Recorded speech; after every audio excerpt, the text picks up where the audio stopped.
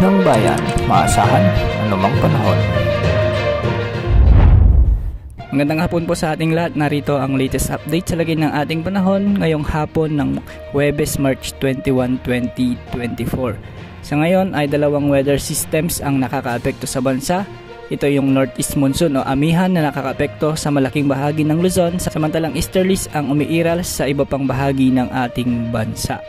Sa ngayon sa Ilocos region nga ay may mga bahagyang maulap hanggang sa maulap ang papawirin na may mga isolated rains. Posible rin ang mga pag-ulan sa bahagi ng Cagayan Valley, Cordillera Administrative Region, Aurora at Quezon.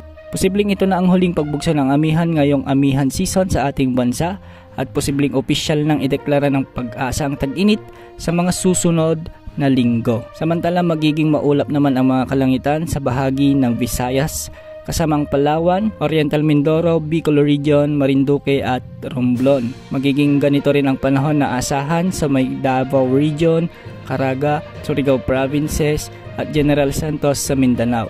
Sa Metro Manila ngayong araw, posibleng umabot sa 39 degrees Celsius ang init na mararamdaman, kaya mag-ingat po, lalo na yung mga nagtatrabaho na direktang nasisikatan ng araw. Sa ngayon may nakataas na gale warning sa Northern Luzon, kaya pinag-iingat din po natin ang mga maliliit na bangka na pumapalaot sa mga nasabing lugar. Ngayong araw posibleng pumalo sa 40 degrees Celsius ang may tatalang heat index sa may Camarines Sur, Cotabato City.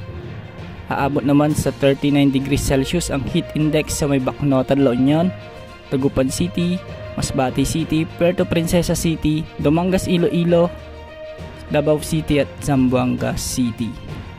Wala naman tayong namomonitor na anumang sama ng panahon sa loob at labas ng ating Philippine Area of Responsibility, kaya magiging maganda pa rin ang panahon hanggang sa susunod na mga araw. Yan ang update sa lagay ng ating panahon. Ito pang weather update ng bayan, maasahan anumang panahon.